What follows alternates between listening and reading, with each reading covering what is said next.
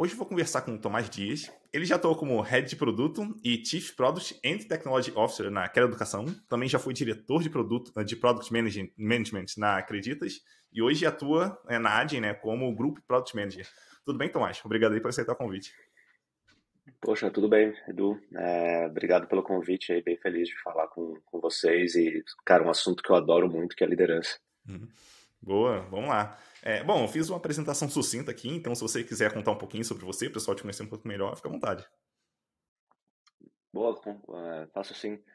Então, eu sou o Tomás, trabalho com produto e tecnologia desde 2007.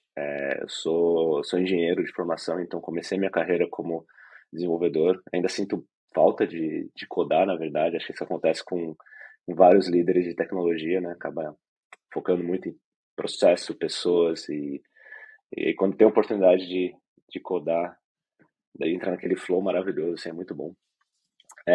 Depois eu fiz comecei a carreira como tech lead, liderando um pequeno time de tecnologia. E aí quando eu entrei na Quero Educação, eu entrei na área de produto, né? Foi onde eu me identifiquei. Por 2 anos eu fui CTO e CPO lá na Quero, então toda a minha bagagem de tecnologia e bagagem de produto me ajudaram bastante ali a estruturar o time. É, mas eu estava muito longe do craft, né? Do tipo da estratégia de produto, da estratégia de tecnologia. Acho que eu tinha ótimos líderes ali, cuidando de cada uma das áreas. E aí eu entendi que eu precisava voltar, estar mais perto de alguma das áreas. Decidi seguir a carreira em produto e aí voltei para liderança em produto. Aí fazem 3 meses decidi experimentar uma carreira fora do país. Então vim aqui para a Holanda e tô como Group Product Manager na Adyen. Muito legal. E o nosso papo hoje vai ser sobre o livro Radical Kingdom. A gente vai tentar fazer um review aqui, alguma coisa nesse sentido, Uhum. trazendo experiências e tal. Acho que vai ser bem interessante. E para quem estiver ouvindo a gente, caso ouvindo ou assistindo a gente, caso não saiba, né? Esse livro tem versão em português também, chamado Empatia Assertiva. Então, para quem preferir ler em português, tá lá disponível também. Daí eu queria começar aqui. E, Diga aí, diga aí. não, que eu acho que essa tradução não ficou muito legal, né? Tipo, empatia assertiva. Eu acho que, inclusive, candor or a candid relationship, alguma coisa assim, é difícil de você traduzir, assim. Acho que não tem tradução muito direta. Eles tentaram, mas acho que o conceito não tá muito como empatia assertiva, assim. Acho que é legal tentar entender o conceito em inglês mesmo, porque ele fica um pouco mais direto. Sim. E o curioso é que a maioria das pessoas que eu ouço falar do livro, que falam ali do livro, né, que conversam comigo e tal, elas usam o termo Radical Candor, não usam o termo empatia assertiva. Então, fica aí a dica para quem estiver ouvindo a Uhum, gente também. Esse termo é muito mais comum. exato. Daí, só para começar aqui, eu queria entender, na sua visão, Tomás, você tá dando um passo atrás ali, né? Como é que foi para você o sentimento, né, de ter clareza sobre esses tipos de relações, né, que são talvez um pouco mais diferentes do que a gente está acostumado aqui no Brasil, e como é que foi o movimento para você conseguir chegar, né, no Radical Candor, ou de começar a atuar de fato mais dessa forma? Como é que você se viu aí? Como é que foi a parte mais emocional, vamos dizer assim? Poxa, é uma pergunta muito boa, na verdade, porque eu acho que ela passa por várias coisas, assim, até da cultura do brasileiro, assim, como o brasileiro entende relações de trabalho, bem específico. Eu acho que isso dificulta até a gente aplicar o tal do Radical Candor, até experiências muito pessoais, assim, porque, imagina, eu sou uma pessoa introvertida, assim, eu sou uma pessoa que, assim como muitas pessoas de tecnologia, assim, você começar uma carreira de liderança, qual você tem que conversar com muitas pessoas, entender o relacionamento, foi complicado, assim. Mas, na verdade, acho que foi lá em 2017, eu cheguei a fazer uma mentoria de liderança com um líder de tecnologia, acho que era da FIT. E ele me perguntou, poxa, quais livros de liderança que você lê? E aí eu falei assim, nenhum. E eu fiquei com muita vergonha de ter respondido nenhum, sabe? E aí eu percebi também que liderança não era só um- uma coisa que você ia aprender na prática. Assim. Acho que tem muita coisa que você consegue ler e escutar, como você faz aqui com o seu podcast, né? Tipo, acho que os temas que você traz são muito interessantes. E aí, conversando com um colega sobre quais livros que eu poderia começar a ler, um dos primeiros que ele falou foi, poxa, lê esse Radical Candor que é interessante. E até então, é, acho que sei lá, meu estilo de liderança, com pouca experiência de liderança, era a gestão, na verdade, né? Tipo, eu sabia que tinham coisas para ser feitas, eu delegava e esperava acontecer. E eu acho que com esse livro e alguns outros que eu fui lendo ali no início, eu comecei a perceber que liderança é muito mais sobre pessoas do que sobre o processo ou sobre todos aqueles hard skills que a gente sabe do ciclo de liderança. Então, acho que o Radical Candor em si, ele foi muito importante para perceber isso, sabe? Tipo assim, ele fala muito sobre relacionamento, sobre entender o que a pessoa é. E eu acho que isso até contrasta um pouquinho com aquela ideia de que algumas empresas têm de que você faz parte de uma família, sabe? Tipo, eu acho que isso, eu não gosto muito desse conceito, assim, sabe? Eu acho que família é família, trabalho é trabalho, você pode se relacionar com as pessoas do seu trabalho, mas é diferente de família. Mas que tipo de relação? Acho que o livro ele fala muito sobre isso, sabe? É o interessante porque ter uma relação legal com as pessoas de trabalho ajudam muito na própria satisfação da pessoa. Imagina você trabalhar num lugar que você não gosta das pessoas, que você só tem que estar ali, entre aspas, profissionalmente, né? Inclusive, a própria Kim Scott, ela tenta redefinir, né, o que significa profissionalmente, agir profissionalmente ali no trabalho, né?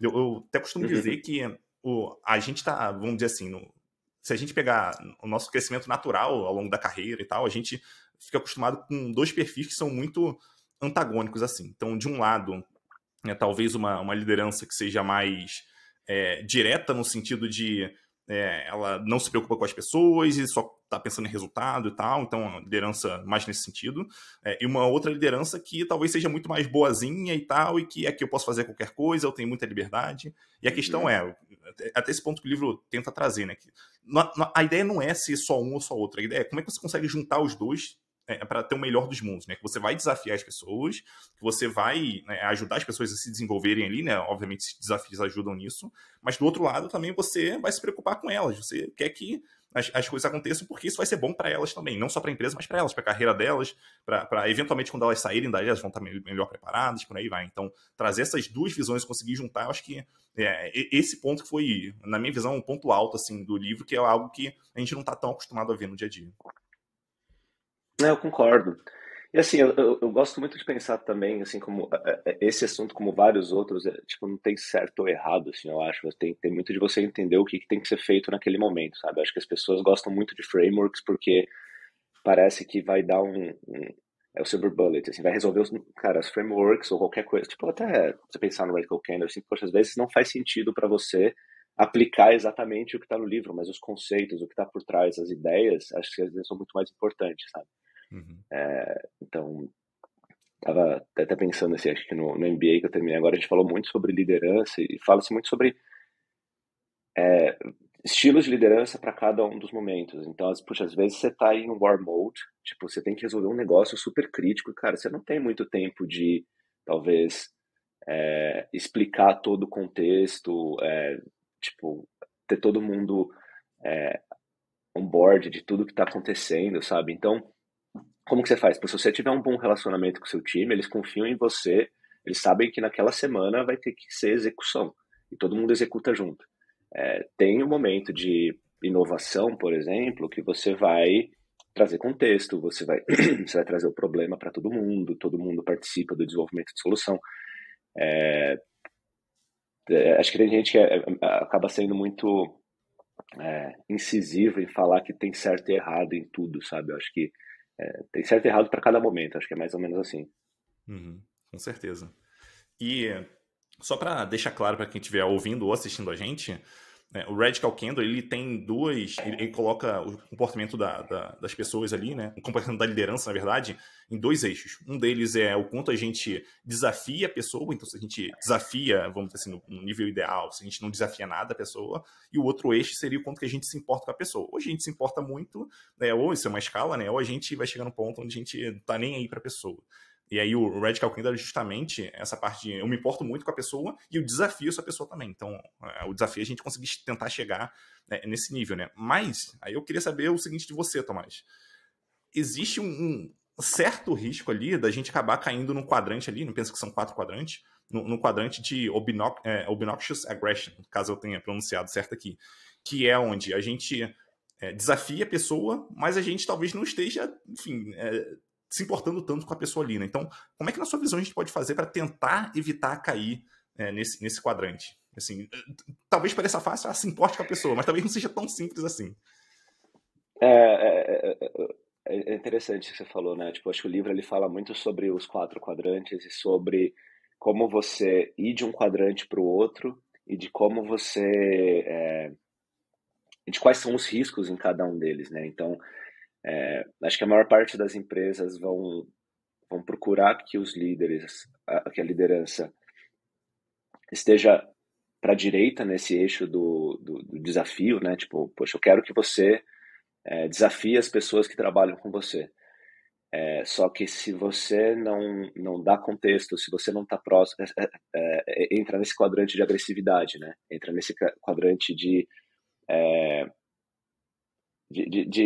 parece que é um contexto quase que militar, assim, sabe? Tipo, de hierarquia Uhum. pura, sabe? Então, e assim, de novo, talvez tenham empresas que funcionam bem assim. Talvez tenham empresas que a própria cultura da empresa puxe isso, e são empresas muito bem sucedidas. Acho que vai muito do estilo que a empresa quer. E eu acho que esse tipo de coisa, esse quadrante especificamente, ele meio que ele inibe a inovação. Acho que dá para associar muito bem o Radical Candor com inovação, assim, sabe? Eu acho que se você só ordena, se você não traz contexto, se você não cria um ambiente agradável para as pessoas trabalharem, eu acho que você inibe inovação. Se você é uma empresa ou se você é um time que quer fomentar a inovação, você tem que evitar estar ali. Uhum. Com certeza. E até pegando um exemplo aqui de uma instituição militar, né, que assim, é reconhecida por ter que obedecer hierarquia, né, algo Uhum, imprescindível ali nesse tipo de instituição. Se a gente pegar como o exército, por exemplo, americano funciona, e eu digo isso tendo lido alguns livros sobre como ele funciona, basicamente, hoje em dia, ele não opera somente vamos dizer assim, hierarquicamente. Então, não é só uma ordem veio de cima, você tem que fazer exatamente o que foi dito. Não é exatamente assim. Por que não é? Justamente porque num campo de batalha, ou em alguma situação ali onde a pessoa vê algo diferente do que foi relatado pela posição superior, vamos dizer assim, na hierarquia, ela precisa agir de uma forma diferente para ter uma chance de sair dali com vida, para conseguir alcançar o objetivo da missão, alguma coisa assim. Então, mesmo as pessoas na ponta, elas precisam ter alguma margem de manobra para conseguir fazer movimentações para conseguir alcançar o resultado. Então, a ideia, quando se fala de inovação, para mim é muito isso, né? De beleza, vamos tentar alinhar qual é o objetivo que a gente está buscando aqui, e dado esse objetivo, deixa a pessoa na ponta com margem de manobra para ela conseguir fazer o que é necessário na visão dela para conseguir alcançar. Até porque, se ela está mais próximo da ponta, uhum. ela conhece muito melhor o cliente, o problema ali em questão, ela vai conseguir tomar decisões melhores do que, sei lá, uma pessoa que nunca entrou em contato com aquilo. Sim, sim, faz total sentido. Assim, eu tive minha parte de carreira militar também, né? Eu comecei como engenheiro na Força Aérea Brasileira. E eu acho até sei que livro você está falando, né? Extreme Ownership. Uhum. Fala muito sobre isso, assim, né? Tipo, é um excelente livro de liderança. Acho que o estilo de escrita do autor é muito bom.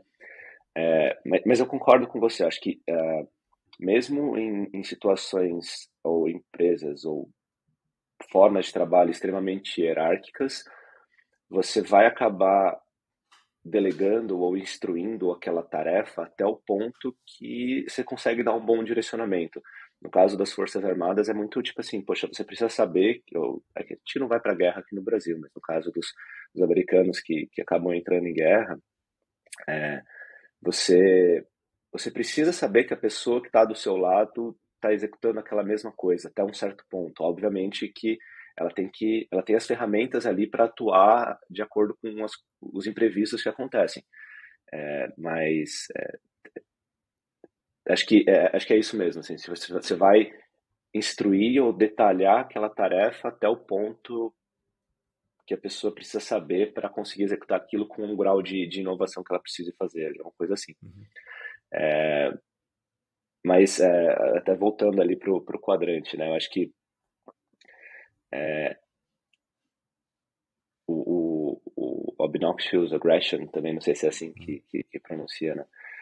Eu acho que ele fala muito mais sobre a falta de relacionamento que uma pessoa tem com a outra, sabe?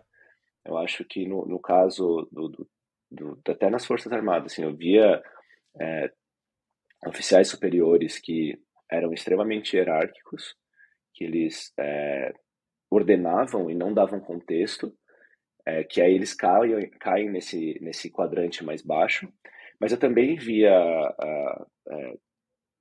líderes que inspiravam, como o próprio livro Extreme Ownership fala, sabe? Não, não é porque a instituição é extremamente hierárquica que você vai ser agressivo com as pessoas. Você pode ser, do mesmo jeito que uma instituição não hierárquica vai acabar tendo pessoas que trabalham de um jeito mais agressivo, assim, no contexto. Eu acho que tem muito a ver com curto prazo e longo prazo também, sabe? Talvez as pessoas mais agressivas, elas estão muito focadas no curto prazo, porque você vai, sei lá, extrair leite de pedra ali da pessoa, porque ela vai fazer aquilo que você precisa naquele momento, mas o relacionamento ele estraga e você não consegue mais, no longo prazo, atingir objetivos talvez mais importantes. Uhum. A dúvida que fica é o quanto tempo esse relacionamento vai durar, né? Porque se estiver muito ruim para um lado, possivelmente ele vai durar pouquíssimo tempo ali. Então é o que a gente tem que pensar também.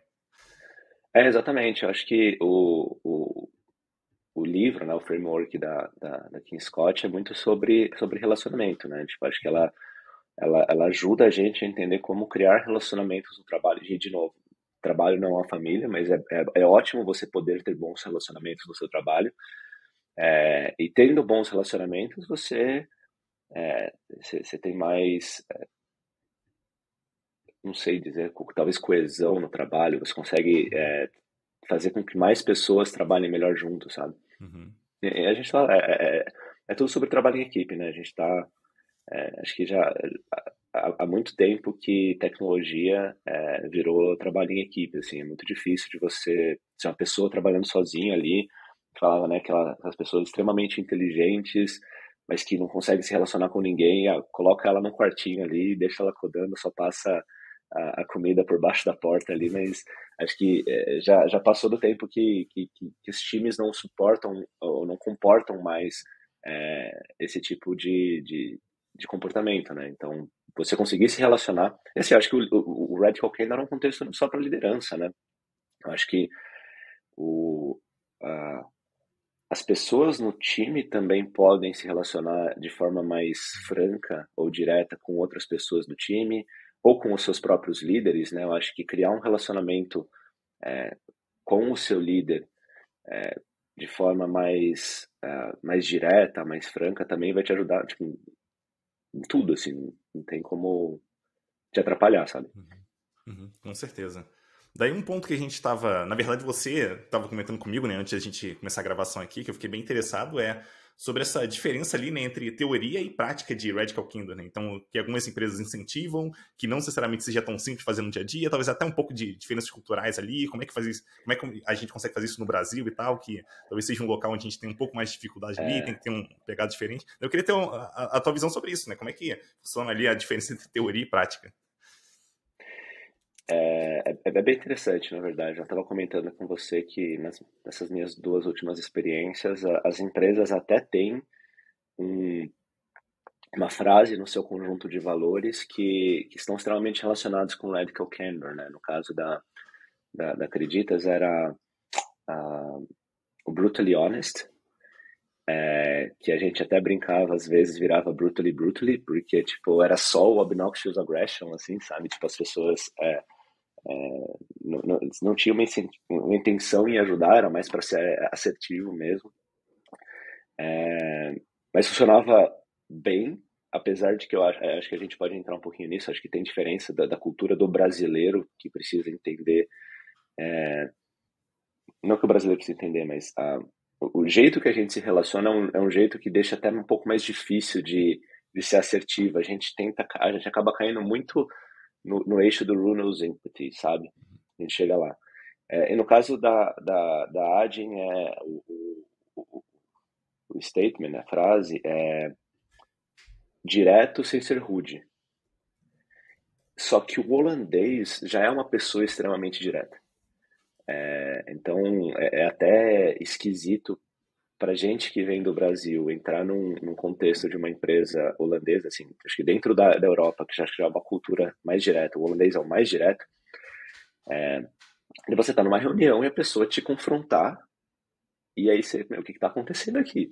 Não, ela tá genuinamente interessada, só que ela não criou aquele relacionamento com você para você se sentir à vontade para ela te desafiar diretamente, não, challenge directly. Então, acho que é muito interessante isso. Acho que na Holanda é muito fácil da gente cair no obnoxious aggression. No Brasil é muito fácil da gente cair no ruinous empathy, né? Que é tipo, você ser amigo de todo mundo, mas não, por ser amigo, você não tem, talvez, coragem de desafiar as pessoas, né? Então, fica fazendo muito sugarcoating, fica é,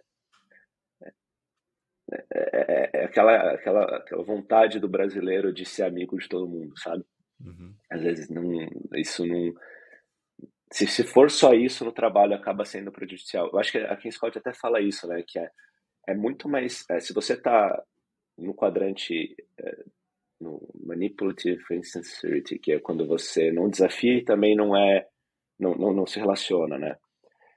É mais fácil você ir pro obnoxious aggression e depois pro radical candor do que você ir pro ruinous empathy e depois pro radical candor, porque uma vez que você está só se relacionando, mas você perdeu completamente a, a habilidade ou a chance de conseguir desafiar a pessoa, você não vai querer estragar aquele relacionamento e a pessoa vai entender aquele. Acho que tem muito a ver com feedback também, né? Aquela ideia de você não conseguir dar feedback negativo porque você vai é, ofender a pessoa. Poxa, qualquer feedback não deveria ser entendido como uma ofensa, sabe? Tipo, qualquer, qualquer feedback mesmo que um líder ou uma pessoa do time está dando para outra, se ele for feito com a intenção de ajudar, e se for negativo, é uma oportunidade de aprendizado. Só que no Runners Empathy você tem medo de perder a sua amizade porque ela vai ver aquele feedback negativo como uma coisa pessoal. Eu acho que isso se relaciona bastante com o jeito de trabalho brasileiro. Uhum. Não com o jeito de trabalho, mas com a forma que as pessoas no Brasil se relacionam. Uhum. É uma questão muito cultural, assim, né, de como que a gente se comunica. Tem um livro que fala sobre esse assunto, eu acho que é o The Culture Map. Um livro bem famoso também que fala Uhum. sobre diferenças culturais no mundo e por que que algumas, vamos dizer assim, algumas culturas são mais diretas, outras são mais indiretas no que estão falando ali. Então tem muito essa questão. Acho que é um ponto bem interessante assim, né? Isso me lembra até diversos feedbacks que eu fui dar, né, construtivos, né, para liderados, e que eu tive que, por conta de cultura, né, é o nosso jeito de se comunicar, eu tive que, não vou Uhum. dizer que eu tive que usar, sei lá, sugarcoating, alguma coisa assim, mas eu tive que estruturar muito bem para deixar claro para a pessoa que não era necessariamente uma crítica ou pela crítica, mas que tinha algo por trás daquilo, que aquilo poderia ser ruim para a própria pessoa, para a carreira dela, e poderia ser ruim para o negócio, enfim, caso tal coisa acontecesse, por aí vai, né? Então, é toda uma explicação, todo um invólucro ali para ajudar a pessoa a entender que, beleza, a pessoa não está me atacando diretamente, tem um motivo, tem algo por trás ali.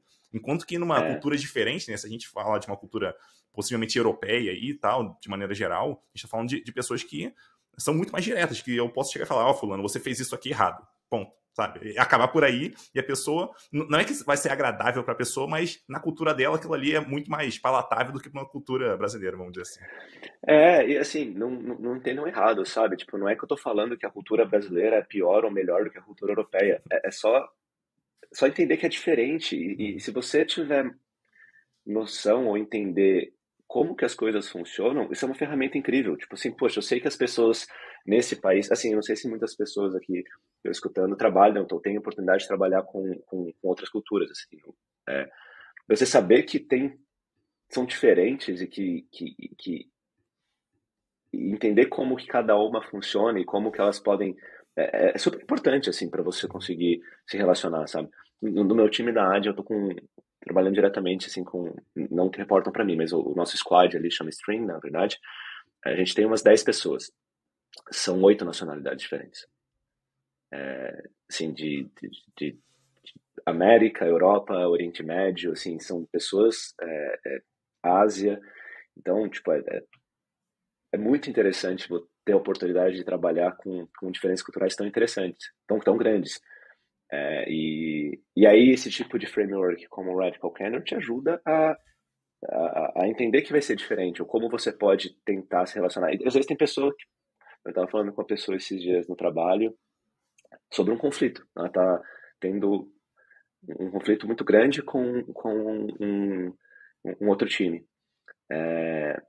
E a pessoa falou assim, eu sei que eu não preciso ser amigo de todas as pessoas aqui, mas eu pelo menos preciso criar um bom relacionamento aqui no trabalho. É uma pessoa da Holanda. E, assim, eu acho que no Brasil é muito mais comum, falar assim, não, é bom eu ter amigos no trabalho, sabe? Tipo, a pessoa não tá nem um pouco interessada, né? Tipo, das 9 às 5 ela vai fazer o melhor trabalho possível. Não precisa levar isso para fora. Você saber que isso é possível, entender que tá tudo bem, que é só diferente, é super importante, ajuda muito. Só quem trabalhar com pessoas de outras culturas vai conseguir ter uma noção do que realmente é isso. A gente está muito acostumado com o brasileiro. Eu costumo até falar que, não querendo fugir muito do tema, mas fugindo um pouquinho, que é sobre trade-offs ali, né? Então, existem vantagens e desvantagens de cada cultura. Então, no Brasil, por exemplo, talvez a gente tenha que dar um pouco mais de voltas ali para conseguir chegar num ponto para tentar não ser tão direto, porque a gente não está acostumado com isso, ou não gosta muito disso. Porém, quando a gente vai negociar, pelo menos pela minha experiência, quando eu vou negociar com uma pessoa brasileira, é muito mais tranquilo. É, Agora, é muito bom também quando eu posso, sei lá, falar com outra pessoa de outra cultura, eu posso ser mais direto e, cara, eu ganho tempo com isso, é muito mais simples ali. Então, tem vantagens é, e desvantagens. que nem no Brasil a gente acaba usando muito o sanduíche de merda para dar feedback, né? Tipo assim, preciso falar uma coisa boa para para acalmar e preparar terreno para eu dar o feedback negativo, e aí depois tem que terminar com uma coisa boa para ela não se sentir ofendida quando... Poxa, que bom seria se eu pudesse ser assertivo, sabe? Tipo, Uhum. pô, porque acho que eu já vi você falando bastante sobre feedback no LinkedIn. Cara, feedback tem que ser dado na hora que acontece a coisa, sabe? Tipo, poxa, aconteceu uma coisa ruim, aconteceu uma coisa boa, fala, ajuda a pessoa, sabe? Só que se você tiver que, toda vez que você tiver que dar um feedback negativo, ter que preparar uma reunião, esperar um one-on-one para fazer, e aí tá, puxa, o que eu posso falar de bom para essa pessoa para conseguir falar coisa ruim para depois terminar com uma... Eu vejo que essa diferença é muito grande, assim, tipo, se você conseguir aplicar os conceitos do Radical Candor para você criar esse relacionamento, para você conseguir, sempre que precisar, dar o feedback, isso é ótimo. Assim, tipo, é, acelera muito o desenvolvimento das pessoas. Uhum. Muito bom. Aí mudando um pouquinho aqui o nosso foco, né? Eu queria entender se você enxerga alguma diferença ali, alguma coisa que muda na relação, né, entre, vamos dizer assim, líder e liderado, quando a pessoa tem uma senioridade menor ou maior. Então vamos dizer assim, eu sou um líder, eu tenho uma pessoa júnior na minha equipe, tem outra pessoa sênior. Será que alguma coisa na relação muda ali ou não muda, continua a mesma coisa? Pode ser talvez direto igual com ambos ou tem que ser indireto igual com ambos? Sei lá, na tua visão ali, existe alguma diferença ou não? Eu acho que existem muitas diferenças, na verdade, mas talvez não esteja relacionado com a senioridade em si, sabe? Eu acho que senioridade acabou virando até uma coisa um pouco relativa em tecnologia, assim, eu acho que depende muito do time que você tá, depende do teu tempo de experiência, depende da curva de aprendizado, se você é uma pessoa que aprende mais rápido ou não. E eu acho que talvez um fator que seja mais importante do que a própria senioridade é talvez maturidade. Às vezes tem uma pessoa imatura ou que não tem, sei lá, por diversos fatores pessoais, não sei. E aí você entender aquilo, você vai entender que você vai ter um pouquinho mais de trabalho para se relacionar com aquela pessoa. Ou uma pessoa mais madura, mais... E, assim, pode estar relacionado com idade, são pessoas talvez mais velhas, mas não necessariamente, às vezes são pessoas que tiveram experiências de vida diferentes, mas eu acho que tem bastante diferença, mas eu acho que o livro ele fala um pouco sobre isso também, né? Tipo, você aplicaria o framework, né? Você entenderia como que é a tua relação com cada uma das pessoas. Então você pode estar com uma pessoa, você se relaciona super bem com a pessoa, você é radical candor com ela, e uma outra pessoa no teu time é o extremo oposto, assim, porque você ainda não é que você é um líder radical candor. Você criou uma relação radical candor com uma determinada pessoa, né? Uhum. Eu acho bem interessante isso que você falou, porque isso mostra que, até pegando coisas que você também já falou um pouco mais para trás, né? Que isso não se trata de talvez eu sou ou eu não sou. Isso trata muito de, vamos dizer assim, uma curva de aprendizado, de evolução. Pô, talvez eu esteja num quadrante, vamos dizer que eu estou começando uma relação com uma pessoa. Pô, se eu começar já Radical Candor, talvez seja, naquele caso, para mim seja algo demais, assim. Então, peraí, deixa eu começar no estágio anterior aqui, a gente vai evoluindo até chegar lá. Então, ter essa mentalidade de que não se trata de eu sou ou não sou Radical Candor, vamos dizer assim, eu aplico ou não aplico, não, peraí. Eu quero entender como é que eu consigo evoluir para chegar nesse ponto. Então, isso é muito Uhum. importante. Sim, eu concordo. E eu acho que uma coisa que também, assim, é independente do estilo da empresa, cara, acho que tem tudo ser feito com muito respeito, sabe? Eu acho que a agressividade, às vezes, ela, como eu posso dizer? Acho que se a pessoa não respeita, ou se ela é agressiva por ser agressiva, aí vai ser muito ruim de qualquer jeito, sabe? Acho que, por exemplo, ela fala no livro, né, que é melhor se você não se relaciona, tá começando com a pessoa nova no teu time, beleza? Dá desafios claros, não necessariamente precisa se relacionar com ela logo de cara. Começa desafiando ela, porque é mais importante você criar esse relacionamento de desafio, de entregas, e aí você vai criando a relação pessoal com ela para conseguir se relacionar melhor. Só que se você for a pessoa que desafia logo de cara e não for respeitosa, não for agressiva demais, ofender de qualquer forma, aí não tem jeito, tipo, a relação de trabalho nunca vai ser boa, sabe? Uhum. Com certeza. Daí um outro ponto que eu queria entender a tua visão, até olhando para um lado oposto. Então a gente falou muito do ponto de vista da liderança e tal, de nós sermos líderes e Uhum. tentarmos aplicar isso. A questão é, como é que a gente pode fazer ali se, por exemplo, a nossa liderança não tiver nos desafiando, na nossa visão não tiver desafiando o suficiente? Tem alguma coisa que a gente consiga fazer nesse sentido? Você pode trocar de empresa, né? Brincadeira. Não, tem, acho que do mesmo jeito, tipo, como eu falei assim, você não é uma pessoa radical candor, o relacionamento é radical candor, né? Você criou empatia assertiva, é muito ruim essa tradução. Uhum. Então, eu acho que pode ser feito da pessoa pro líder dela, entendeu? Acho que dá para cada uma das pessoas tentar criar um bom relacionamento com sua liderança para conseguir dar feedbacks também. Tipo, poxa, a pessoa conseguir falar pro tech lead que pô, tá faltando isso, o processo não tá funcionando, se ela tá vendo, porque às vezes o líder acaba entrando ali numa visão mais de túnel, né? Tipo, não consegue ver muita coisa, tá muito focado em alguma coisa e o time poder levar isso pro líder é muito importante.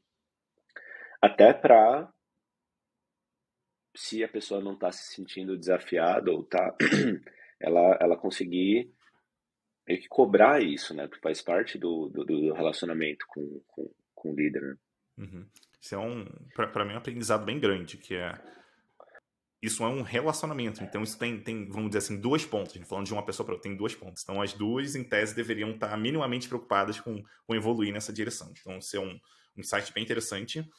E o outro ali, sobre, aí na minha visão já, né, quando a gente fala de liderado, ou liderado líder, nesse caso, de talvez tomar um pouco de cuidado só com a forma como você faz isso. Porque talvez, se você não tomar cuidado, você pode ser agressivo ali num primeiro momento e a gente tem que pensar que querendo ou não, existe uma relação de hierarquia ali, na maioria dos casos, pelo menos existe, e que você não sabe, não conhece, talvez não conheça muito bem a pessoa que está do outro lado, talvez ela queira retaliar em relação a você. Então, você tem que tomar um pouco de cuidado com isso. Mas, tirando É, isso, se você estiver minimamente confortável, eu acho que dá para, vamos dizer assim, apertar um pouco mais, que a coisa ela tende a funcionar bem. Então, desde desafiar a sua liderança diretamente também e se importar com ela, entender que ela talvez tenha muito trabalho na mesa para fazer, que ela, sei lá, que ela está sendo muito pressionada para fazer alguma outra coisa e não está se preocupando naquele momento com algo que está no seu colo, vamos dizer assim.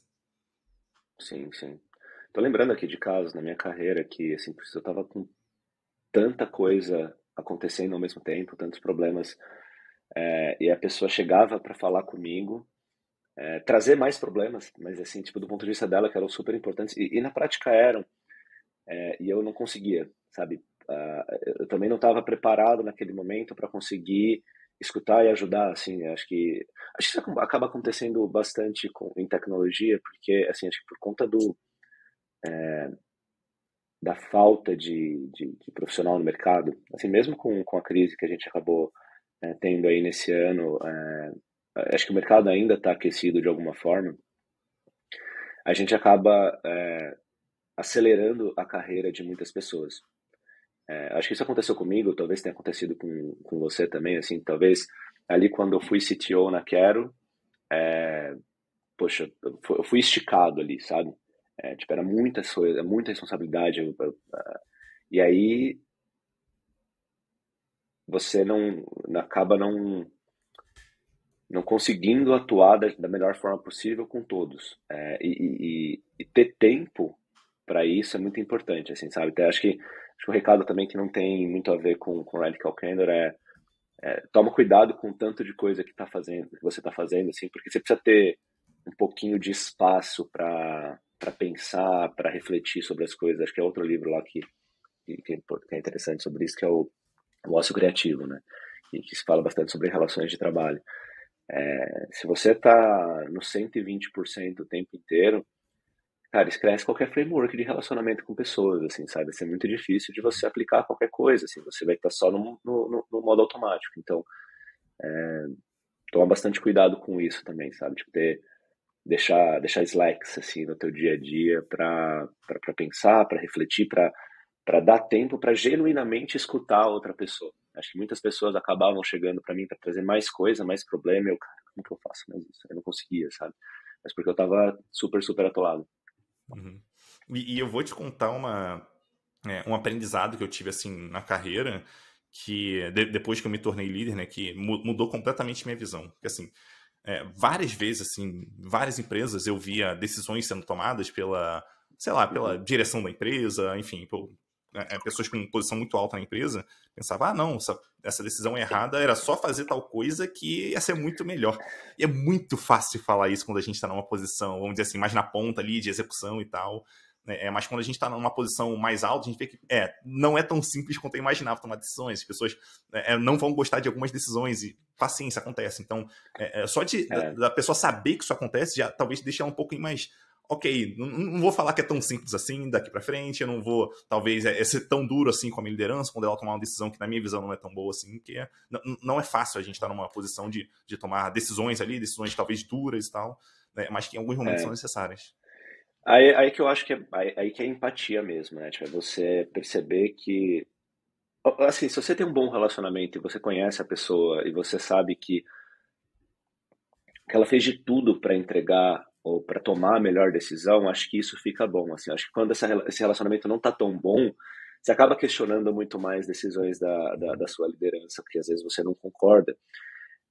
Mas é que normalmente, imagina, você é um dev sênior, trabalha lá, você tem sua lista de coisas para fazer, você tem suas cerimônias, você tem muita coisa para fazer.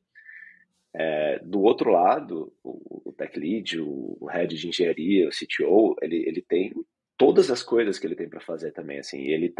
Vocês não sabem o que cada pessoa não sabe o que a outra está fazendo ou tudo que está no contexto dela. Assim, imagina essas situações que as empresas estão tendo que fazer layoffs, né? Poxa, uma situação super chata, super desagradável. Eu vi muitas pessoas questionando, acho que foi o caso do Quinto Andar, que acabou fazendo um layoff um pouco depois de ter investido uma grana em marketing, alguma coisa assim. As coisas são completamente diferentes, assim, Uhum. sabe? Tipo, a pessoa que tomou uma decisão de fazer um layoff e de investir em marketing tem os objetivos dela, assim, poxa, eu preciso sustentar o crescimento de alguma forma da empresa, então eu preciso que ela cresça sim, porque tem contexto com acionista, tem contexto com cliente, eu preciso operar, ao mesmo tempo eu não consigo suportar a operação que eu tenho hoje, porque está muito cara. Eu preciso cortar custos. Tá, mas eu estou cortando custos justamente para poder investir em marketing. Alguma coisa assim, sabe? Uhum. Só que do lado da pessoa que não participou do processo de decisão, e eu tenho certeza que não é fácil, acho que nenhuma empresa faz layoff em massa porque gosta, assim, sabe? Pelo contrário, assim, acho que quando, quando eu participava de processo de definição de headcount, essas coisas, cara, todo mundo fica feliz quando tá contratando, assim, tipo, é um sinal ótimo de que a empresa tá bem, agora, puxa, numa crise que tem que demitir, ninguém fica feliz, só que a visão da pessoa lá que talvez tenha sido afetada ou não, mas que viu, poxa, por que investiu em marketing e tá demitindo? Tipo, não é. São duas coisas meio que não dá para comparar. E o processo de decisão foi muito mais complexo do que isso, provavelmente, sabe? Uhum. Normalmente é.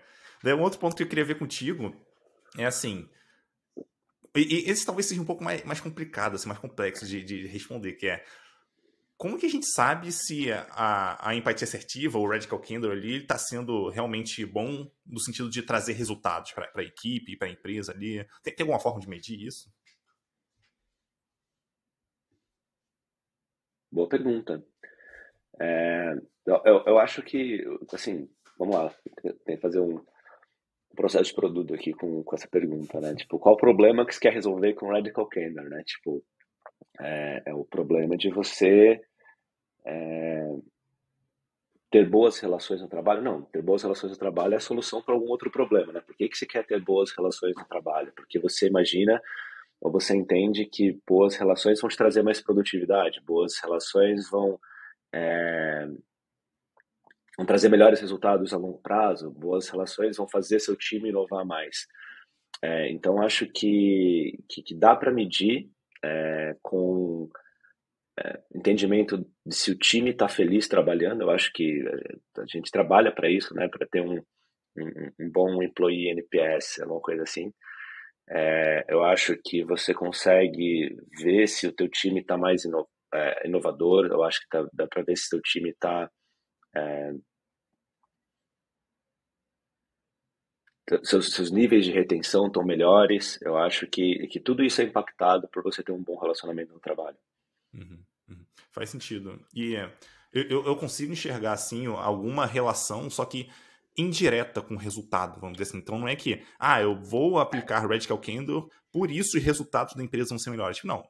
Naturalmente, as pessoas tendem a se engajar mais no trabalho, elas tendem sei lá, a serem um pouco mais desafiadas ali no resultado que elas estão trazendo, para darem um pouco, talvez um pouco mais ali, quando elas tiverem capacidade disso, é claro. Então, isso Uhum, tudo acaba surgindo por conta disso. Pode ser que o resultado seja melhor. Existem várias uhum. outras variáveis também que a gente consegue colocar aí que podem atrapalhar nisso e tal. Então, não tem necessariamente só a ver com o Radical Pina, tem outras coisas também. Mas. É, usando a terminologia de produto também, né? Tipo, resultado da empresa é uma lagging metric, assim, tipo, lá na ponta tem muita coisa que impacta isso. Acho que, tipo, tentar encontrar os leading indicators, né? Tipo, o que você faz hoje, que você pode atuar hoje que vai melhorar. Eu acho que é isso. Eu acho que talvez algumas. Não sei, eu sei que tem time que é mais, tem mais métricas de desenvolvimento, tipo média velocidade, essas coisas. Talvez você consiga ver métricas mais do dia a dia, indicadores mais do dia a dia, que vão ser impactados positivamente, que você sabe que isso vai afetar o resultado, né, seja lá qual for. Uhum. Boa. E um outro ponto que eu queria ver contigo é o seguinte: esse é um ponto talvez um pouco diferente ali que ela traz do framework, né? Mas que eu tenho bastante curiosidade sim, para entender a tua opinião sobre ele, que é sobre o que ela chama ali de rockstars e superstars. Né? Só para quem Ah, é estiver verdade. acompanhando a gente aqui entender o que significa, Uhum. basicamente, resumindo bastante, tá? Rockstars são basicamente aquelas pessoas que elas mandam muito bem na posição atual, mas que não necessariamente querem crescer na empresa, mas elas mandam muito bem e estão ali fazendo um excelente trabalho, né?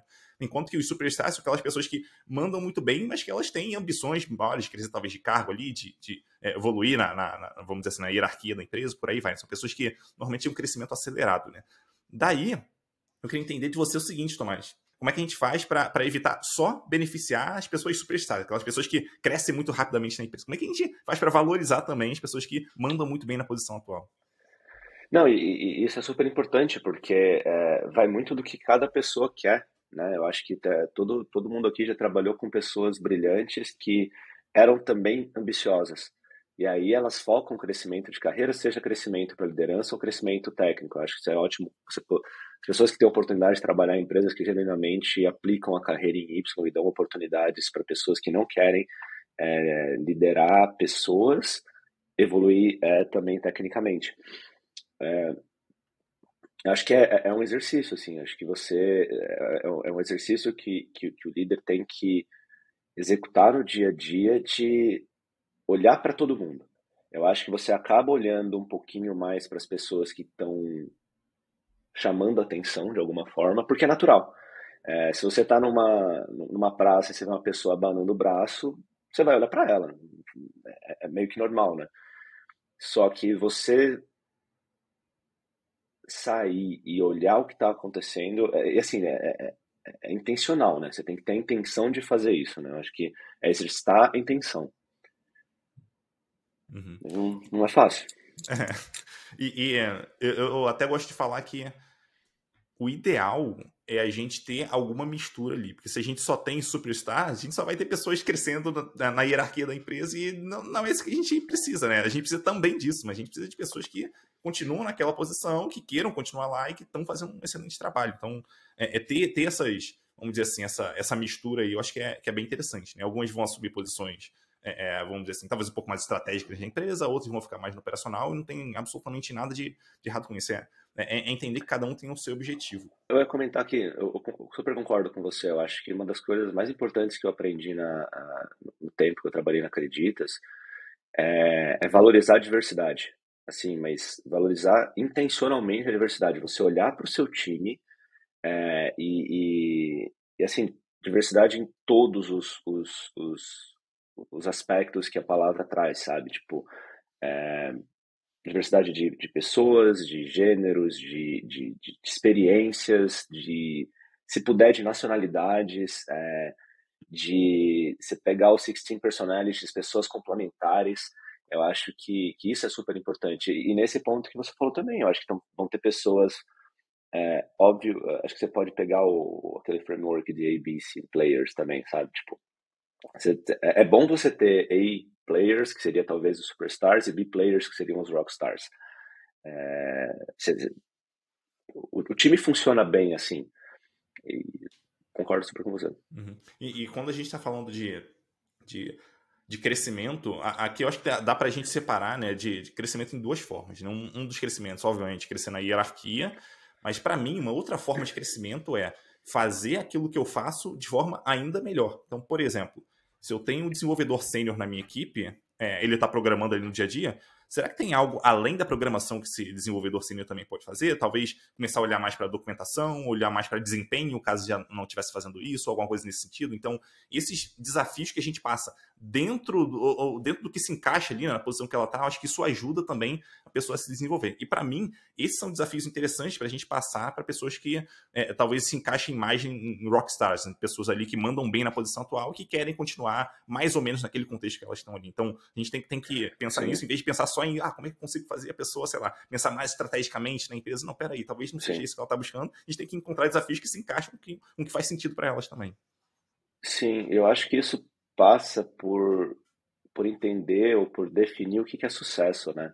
Eu acho que talvez esteja um pouco relacionado com a cultura de trabalho brasileira também, que é associar sucesso com promoção. E normalmente com promoção hierárquica, no sentido de liderança, no sentido de virar líder, né? Então, acho que exercitar isso com o time, de entender o que significa sucesso para cada uma delas e tentar exercitar com o time que sucesso não necessariamente é uma promoção, pode ser uma promoção, pode ser um reconhecimento salarial, pode ser um mérito, pode ser qualquer coisa, sabe?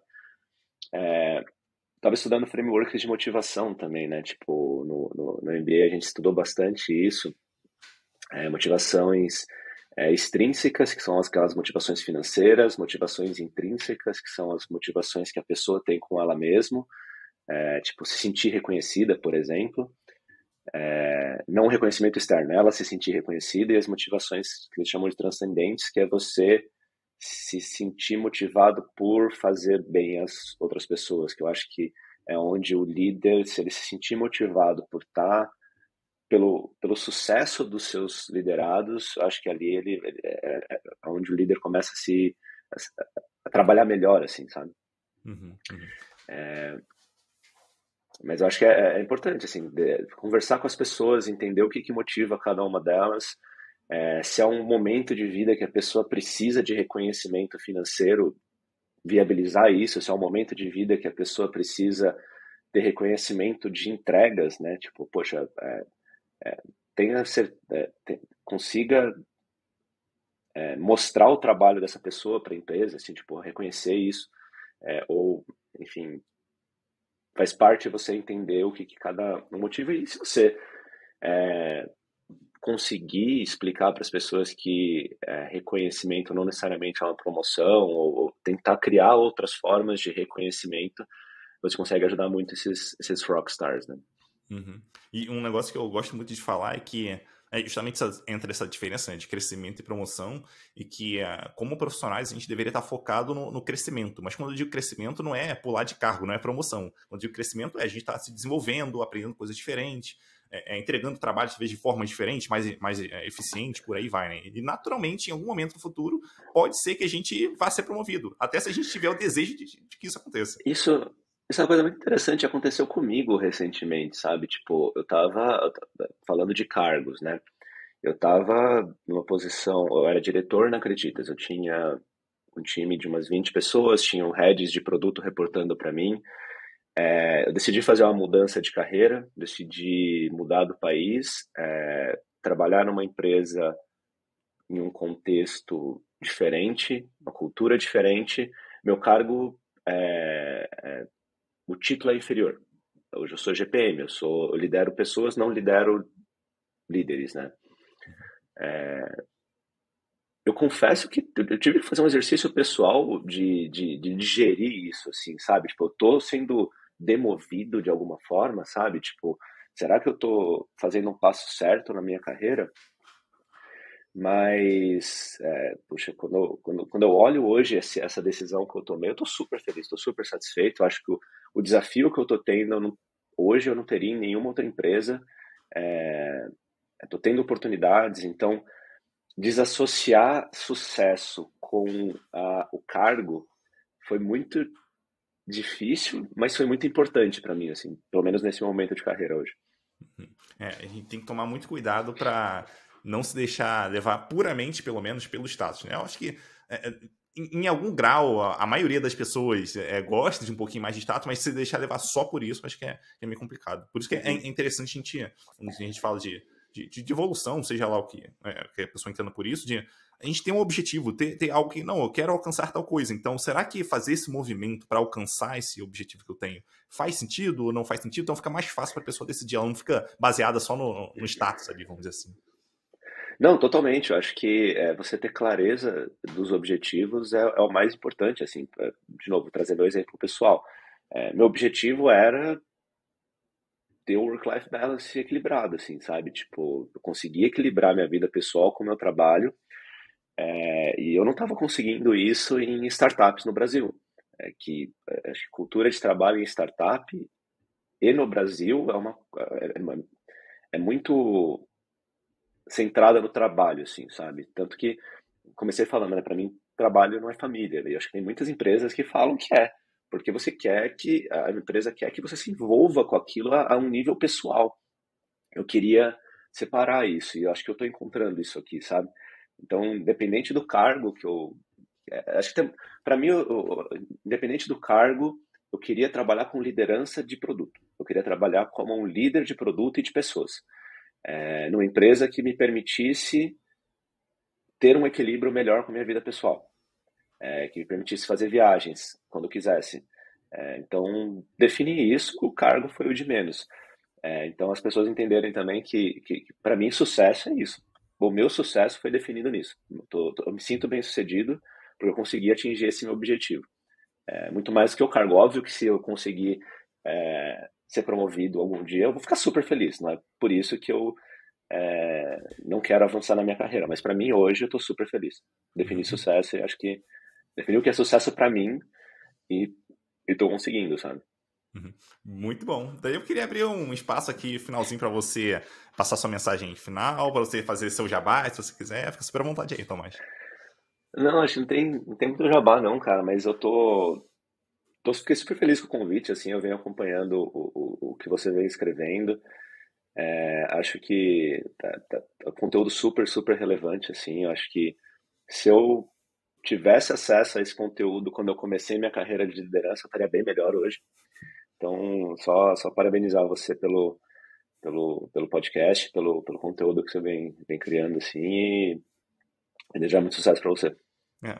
Falou, muito obrigado. Ficou lisonjeado com elogio, com feedback. Pô, um abraço, cara. Espero te ver aí mais pra frente. Até mais aí. Com certeza. Falou. Valeu.